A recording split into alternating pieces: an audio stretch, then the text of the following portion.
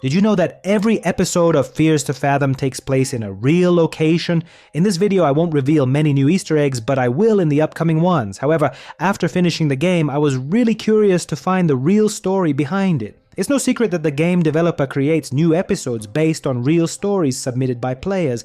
Unfortunately, I couldn't find this specific story, but imagine my surprise when I discovered that cases similar to the one in Woodbury, with residents living in the basement of a house, happen quite frequently. And yes, I'm almost sure someone could have encountered Rick too. So this video will cover real events that resemble episode 5.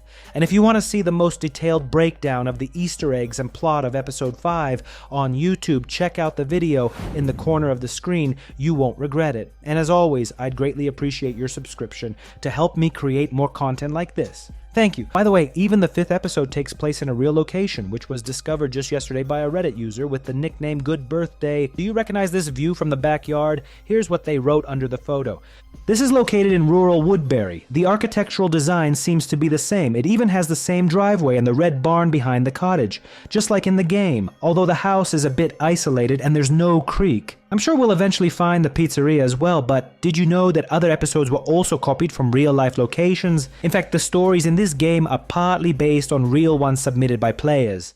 For example, episode 4 with the watchtower is also based on reality. At the beginning of the game, you drive to your new job as a fire lookout. In the messages, you can find information that the setting is in Washington State. Yes, there are some differences. For example, the lake you cross in the beginning is called Gold Lake in the game, but in real life, it's called George Lake. Also, if you remember, on the way to the tower, you pass through Raysburg, where you see a strange man with a shovel. Well, in real life, there's a place similar to that, Ellensburg. Now, back to episode 5. I decided to dig through Reddit to find the source of our developer's inspiration, and I was shocked. There are many similar stories, and toward the end of this video, I'll even show you real footage from one of these basements, so stay tuned until the end.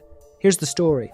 I had a never-ending argument with Airbnb support. I booked an entire home, but when my employees arrived, they found out other people were living in the basement. It wouldn't have been an issue if they had their own entrance. But to get to the basement, they had to use the front door, which gave direct access to our living area.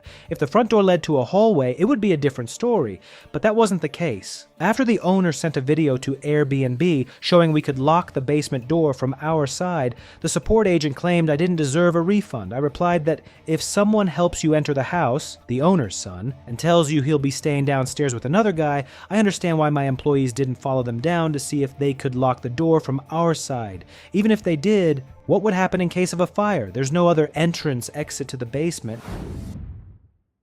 If you haven't yet watched the full breakdown of all the secrets and the ending, be sure to check that video out when you're done with this one. Another story sounded even scarier than the previous one.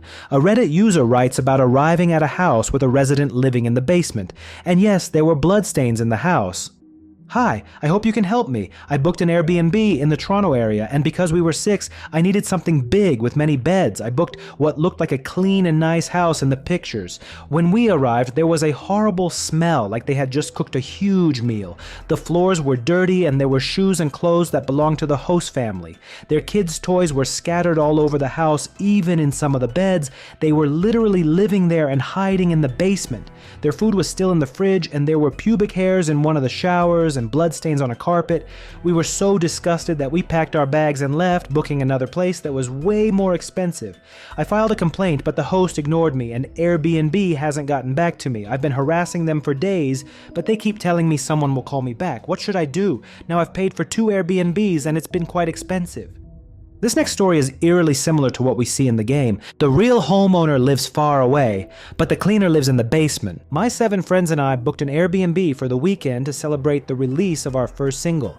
We also chose it to work on music, produce, and record. The house had no quiet hours listed, which is why we picked it. The owner lives out of town and has a groundskeeper who we were supposed to call to let him know we'd arrived. Keep this in mind. Around 9 p.m. we started making music, playing it through studio monitors, not too loud with the bass turned down.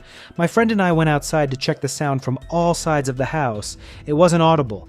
As we were recording, we got a call from the groundskeeper saying a neighbor complained about the noise. We thought it was strange, but turned the volume down and checked the noise level again outside. Again, no sound could be heard. 50 minutes later, the groundskeeper called back with another complaint. This time we realized he was the complaining neighbor.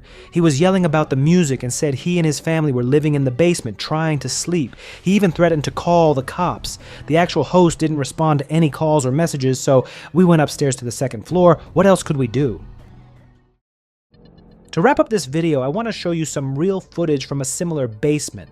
I found it on a news site, and here's what the article says. An Airbnb guest was shocked to discover someone was living beneath the property she rented. A TikTok user shared a video showing the house she rented in Atlanta and how she found the unexpected guest. The video revealed that someone had broken in and made a residence under the home. What's interesting is that in another video, the TikToker said the property manager claimed they knew nothing about the squatter living under the house. And as you can see, these are just a few stories, but they strongly resemble episode 5. This highlights the brilliance of Fears to Fathom, a game that taps into real fears. Not ghosts or zombies, but truly terrifying situations that happen in real life. What do you think about all this? Share your thoughts in the comments. I'd love to hear them. This was Puzzle, and I'll see you in the next video.